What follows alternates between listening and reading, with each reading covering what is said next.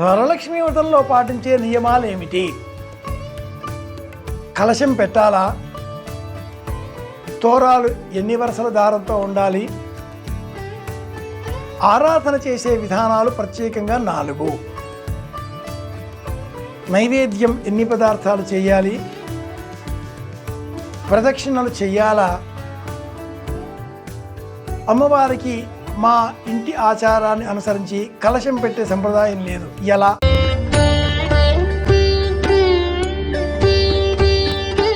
శుభమస్తు. శ్రీమాత్రే నమః. నేను మీ కాకునూరి. వరలక్ష్మి వ్రతం ప్రత్యేకం. పద్మాసనే పద్మకరే సర్వలోకైక పూజితే నారాయణ ప్రియే దేవి సుప్రీత మమ సర్వదా భవ సర్వదా. ఇలా పాఠాంతరాలతో ఈ శ్లోకం చెబుతూ చారుమతీదేవి కలలో కనిపించిన ఆ వరలక్ష్మీదేవిని స్తోత్రం చేసింది. వరాలు ఇచ్చే తల్లి వరలక్ష్మి. శ్రావణ మాసం శుక్లపక్షం పౌర్ణమికు ముందుగా వచ్చే 2వ శుక్రవారం నాడు అమ్మవారిని పూజించాలి. వరలక్ష్మి వ్రతంలో పాటించే నియమాలు ఏమిటి? కలశం పెట్టాలా? తోరాలు ఎన్ని వరుసల దారంతో ఉండాలి? నైవేద్యం ఎన్ని పదార్థాలు చేయాలి? ప్రదక్షిణలు చెయ్యాలా? అమ్మవారికి మా ఇంటి ఆచారాన్ని అనుసరించి కలశం పెట్టే సంప్రదాయం లేదు, ఎలా? ఇలాంటి ప్రశ్నలన్నీ పలువురి మనస్సులలో కదలాడుతూ ఉంటాయి. వరుసగా సమాధానాలు చెప్పుకుందాం. మొదటగా, కలశం పెట్టాలా? ఆరాధన చేసే విధానాలు ప్రత్యేకంగా 4. ఫోటో పెట్టుకోవచ్చు, విగ్రహం పెట్టుకోవచ్చు, కలశం పెట్టుకోవచ్చు, పసుపు ముద్ద రూపంలో కూడా పూజించవచ్చు. ఇంటి ఆచారం ప్రధానం. కలశం పెట్టే అలవాటు ఇంట్లో ఉంటే పెట్టాలి, లేకపోతే పెట్టక్కరలేదు. సంకల్పం ఏమిటి? ముఖ్యమైన విషయం ఏమిటి అంటే పూజించడం. ఆ పూజించడం కోసం ఏదో ఒక ఏకాగ్రత మధ్యలో ఉండాలి కదా. అర్చామూర్తి వరలక్ష్మి. ఆ మూర్తి ఎలా?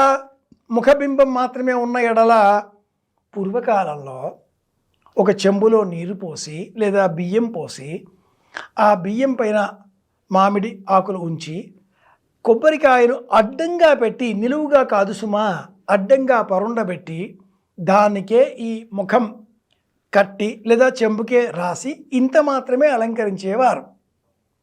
ఈనాటి కాలంలో అలంకరణ పైన శ్రద్ధ పెరిగి కూర్చున్నట్లుగా, కాలు మీద కాలు వేసి కూర్చున్నట్లుగా, కాళ్ళు చేతులు సమస్త రూపంతో ప్రత్యక్షంగా అమ్మవారే ఉన్నట్లుగా స్టీలు చెంబులు, స్టీలు గ్లాసులు అన్నీ వినియోగించి మరీ అలంకరణ చేస్తున్నారు. రాజలోహాలతో ఉండే వాటిని మాత్రమే వినియోగించాలి. కంచు, వెండి, రాగి, ఇత్తడి వీటిని వినియోగించాలి. మట్టి బొమ్మలు, మార్కెట్లో బొమ్మలు ఇవేవి కూడా వినియోగించకూడదు. అలంకారార్థం చేస్తున్నారు, శాస్త్రీయం కాదు సుమా. శాస్త్రీయం అంటే ఈ పద్ధతి అంగీకరించదు. 2, తోరం 9 వరుసల దారం ఉండాలి. బధ్నామి దక్షిణే హస్తే నవసూత్రం శుభప్రదం. 9 వరుసల దారం. కమలాయై నమః ప్రథమ గ్రంథిం పూజయామి. రమాయై నమః ద్వితీయ గ్రంథిం పూజయామి. లోకమాత్రే నమః తృతీయ గ్రంథిం పూజయామి. విష్ణువక్షస్థలస్థితాయై నమః చతుర్థ గ్రంథిం పూజయామి. 9 ముడులకు 9 పూజలు ఉన్నాయి కాబట్టి 9 వరుసల దారమే ప్రధానం. నైవేద్యం ఏదో ఒక పదార్థం 9 సంఖ్యలో నివేదనగా సమర్పించాలి.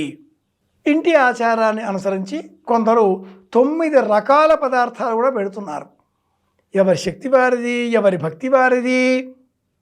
అరిసెలు, అపూపములు అంటారు, తప్పనిసరి. వరలక్ష్మి వ్రతంలో సమర్పించవలసిన నైవేద్యాలలో తప్పనిసరి అపూపములు లేదా బియ్యం బాయనంగా ఇవ్వవచ్చు. 9 ప్రదక్షిణలు చెయ్యాలి. కథలో 9 ప్రదక్షిణలు తప్పనిసరిగా చారుమతి ఇతర స్త్రీలతో కలిసి ఆ అమ్మవారి చుట్టూరా తిరగడంతో సమస్త ధనకనక వస్తువాహనాదులు లభించినట్లుగా ఈ భవిష్యోత్తర పురాణంలో ఉండే వరలక్ష్మి వ్రత కథ తెలియజేస్తుంది.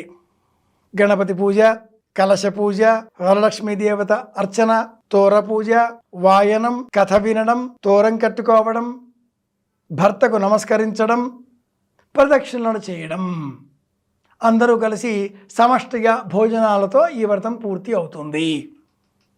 వ్రతాన్ని సాయంత్రం చెయ్యాలి అనే కథలో చెప్పబడి ఉంది. కానీ ఇంటి ఆచారం, అవసరం, ఉద్యోగ నియమాలు ఉదయం కూడా చేయవచ్చు.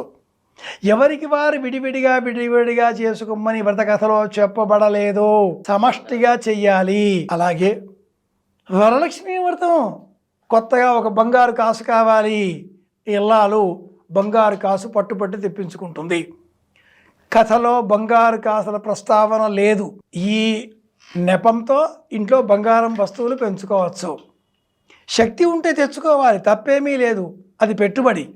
కానీ అప్పు చేసి తెచ్చుకునే అవసరం లేదు. ఫోటోకి పూజ చేయండి, కలశం ప్రస్తావన ఇంట్లో ఉంటే చేయండి, లేకపోతే లేదు. అర్చామూర్తి పటం మాత్రమే, అలాగే ఫోటో మాత్రమే, లేదా ఒక విగ్రహం మాత్రమే, లేదా పసుపు ముద్ద రూపంలో కూడా పూజ చేయవచ్చు. లక్ష్యం ప్రధానం. ఆ రకంగా చేసినట్లయితే వరలక్ష్మి వ్రతం మనకు పరిపూర్ణమవుతుంది. అన్నట్టు వరలక్ష్మి వ్రతంలో తప్పనిసరిగా పాటించవలసిన ఇంకొక నియమం ఉంది. అమ్మవారికి ప్రీతికరంగా మొగలి రేకులను తప్పనిసరిగా అలంకరించాలి.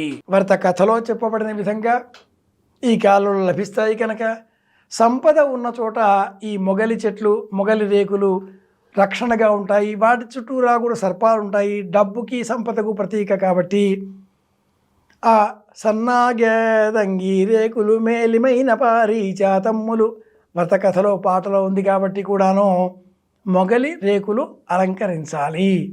వ్రతం చేసే మహిళ శిరస్సులో మొగలి రేకులను అలంకరించుకోవాలి. ఇది ఈ వ్రతం చేసే విధానం. మరికొన్ని మళ్ళీ కలుసుకున్నప్పుడు తెలుసుకుందాం. మళ్ళీ కలుసుకుందాం. శ్రీరామ జయం. ఓం నమ శివాయ. శ్రీమాత్రే నమ. వెంకటరమణ శాస్త్రి గారి పెద్దబ్బాయి కాకునూరు సూర్యనారాయణమూర్తి. శుభమస్తు.